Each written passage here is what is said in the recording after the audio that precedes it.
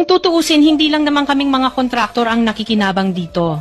Marami din sa inyo, mga politiko, ang nagpapataba ng bulsa sa pangungurakot.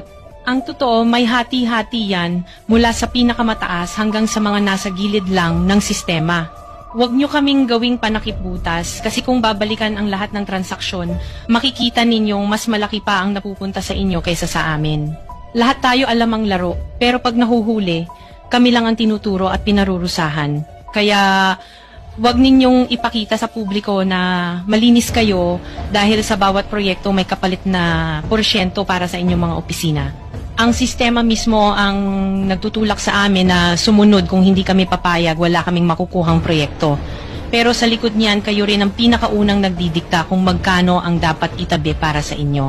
Kaya kung talagang seryoso kayong mag-imbestiga, wag lang kaming kontraktor ang sisihin. Tingnan ninyo rin ang mga pangalan na nakaupo ngayon sa mga komite, sa mga ahensya, at lalo na sa mismong mga nagpapalakad ng gobyerno.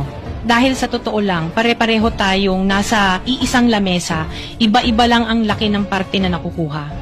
Kawawa po talaga ang mga mamamayang Pilipino kasi ninanakaw lang natin ang kaban ng bayan. Pera ng taumbayan pero tayo ang nakikinabang. Hindi ba tayo nahiya?